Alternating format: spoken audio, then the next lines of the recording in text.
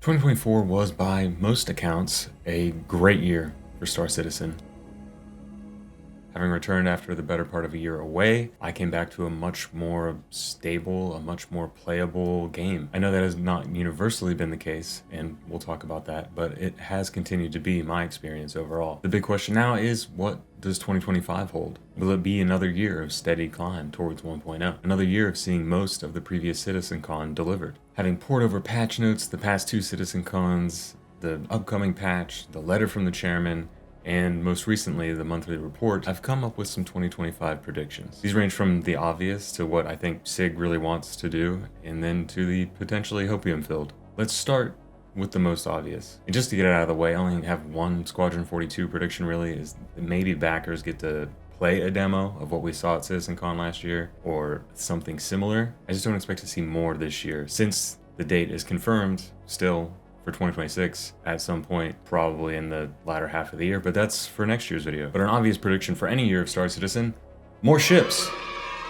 Like the year before, CIG teased around a dozen ship silhouettes at CitizenCon last year. Of course, predictions have been made, many of them looked familiar to the community, with the exception of what people thought might be the Guardian might actually be something from RSI. I hold no real stakes in ship releases as I'm a casual 100i enjoyer, but I am interested in anything directly connected to gameplay or new loops, which we'll touch on later. And besides more ships, more everything? That's a little broad to even count as a prediction, but major and minor updates always find themselves including, smaller content added, and that doesn't really matter what year it is. But this year I'd expect to see more of the wildlife that was teased at CitizenCon, as well as, content and missions based around what's released in the major patches, like engineering.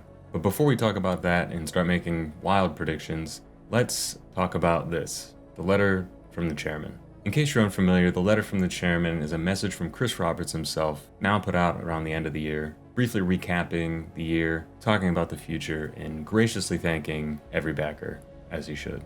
In the most recent letter, he vowed to focus on performance, stability, and content, vowing for a reliable and consistent live environment. This means focusing live as a playable environment and focusing testing on the PTU and announced experimental PTU, which will be dedicated to complex and risky features that might otherwise negatively impact other testing. And with that comes my first prediction. That's what all of 4.0.x will be. 4.0.1 already promises a barrage of bug fixes and will likely take over as live probably towards the beginning of February. I think that's plenty of time for 3.24 to have had its run, with another warning to anybody still playing it. As I was finishing up the first part of the Save Stanton missions earlier this month, I was surprised how many people were still on 324. If you're one of those people, let me know why down below. This does hinge on 4.0.1 going smoothly in the PTU, and while I was experiencing the crashes loading into Orison, I hopped on the PTU for the very first time ever. Some things were a little bit better, some were the same.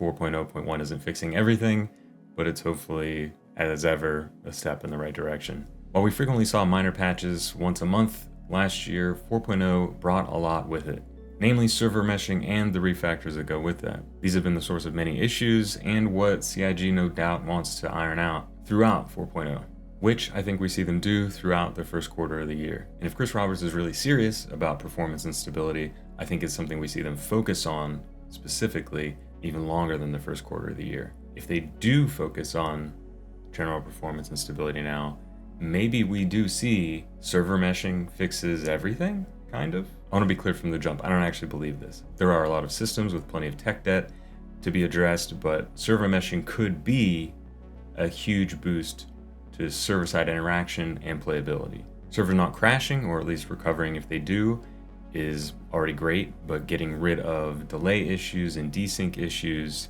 is a super important step towards a reliable and consistent live environment that Chris talked about. Also remember, this is static server meshing. They have to get it stable for the dream of dynamic server meshing to even be possible. It's essentially a requirement for Star Citizen to be fully realized as it is currently pictured. It would show a lot of maturity and growth from SIG if they don't talk about dynamic server meshing until CitizenCon at the earliest, or maybe even next year. One of the things I personally want to see from them this year is continued maturity and growth, which I feel like we've seen in bits and pieces the past 2 years. So while we might see a ship or other small additions in the first quarter, ship sale is already here with no new offers, but the Misk Fortune, a new salvage ship, is being leaked currently.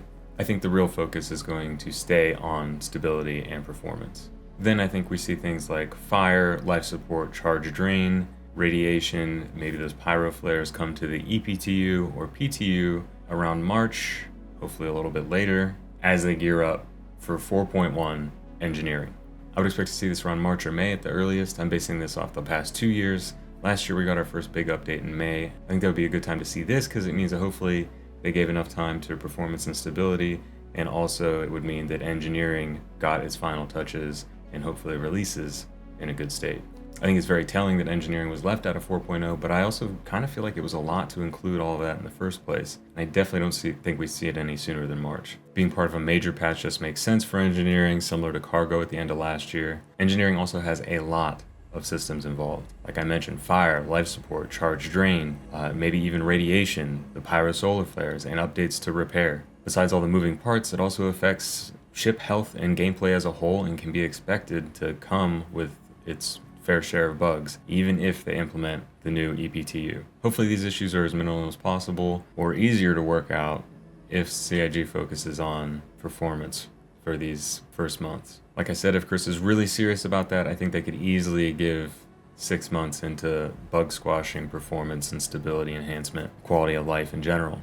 I do think they want to keep delivering on those CitizenCon showings. Engineering already a CitizenCon old at this point, but they were already into it, so I think we see it before or at the middle of the year. The past 2 years have seen 4 major patches each, and if that's to continue in 2025, at least one patch needs to be a little bit lighter in terms of overall content. So in May, June for 4.2, I think we see some of New Worlds, the Clothes and Armor, and the social update from CitizenCon. This is going on with that idea that they want to deliver what they showed at CitCon the following year. I definitely see New Worlds as a major patch update, and the Clothes and Armor could fit in nicely to the biome and weather updates with that, as well as following up things from engineering like radiation and solar and the pyro solar flares if we see those. Or we could see these specialties roll out over multiple patches. A location or retooling patch isn't uncommon in a given year, but as our locations are pretty solid for now, and the only ones suggested at SitCon were for other systems or drawings of the sewers in Area 18, I think a biome or a kind of face the elements update would be pretty fitting here.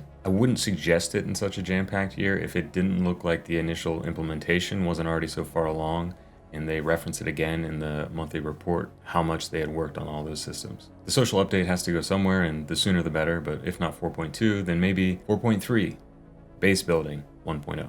Similar to cargo hauling last year, I think we see base building 1.0 around August or September. I don't think it will be all of base building, or all of our base building ships. It will more likely be small habs, basic crafting, a 1.0 release. I remember reading that they wanted to stay away from T0 implementation, or maybe that was just someone's wishful thinking. So I don't think that it will be bare bones, but it won't be the Captains of Industry presentation either.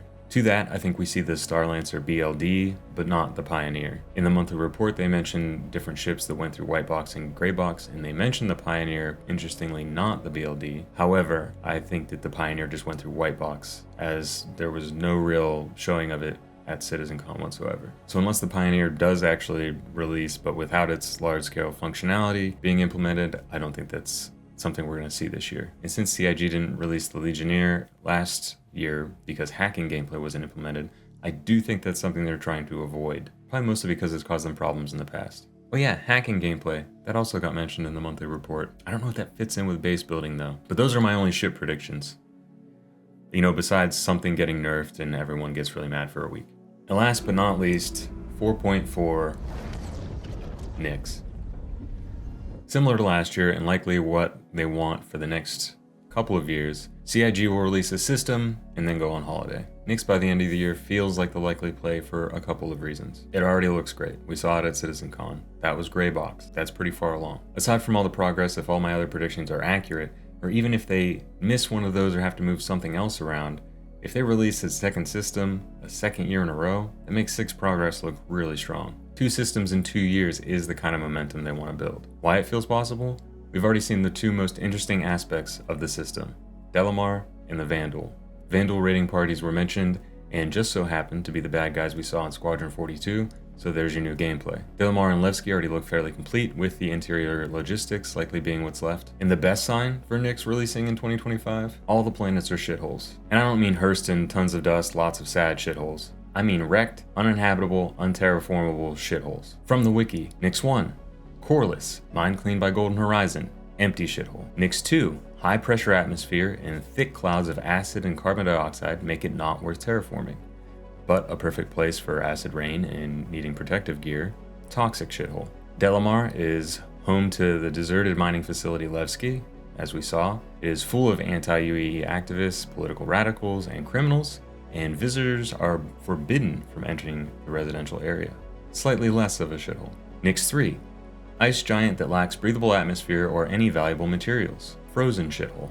Planets with next to nothing on them have to be the easiest to develop. I don't think they'll be completely empty, but they'll be better suited to investigation and rescue missions as opposed to distribution centers, outposts, and bunkers. Levski could offer interesting hauling opportunities as it is part of the Castra-Stanton run. Even without Castra being in the game, valuable cargo could be there for the shipping or the taking.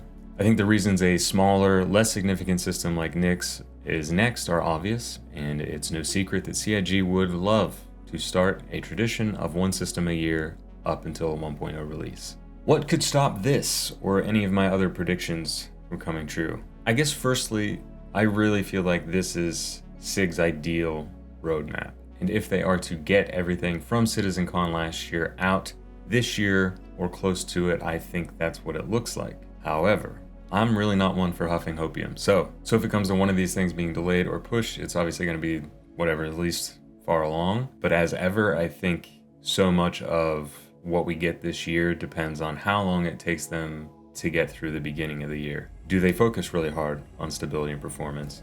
Does that make it harder or make it easier to get engineering out?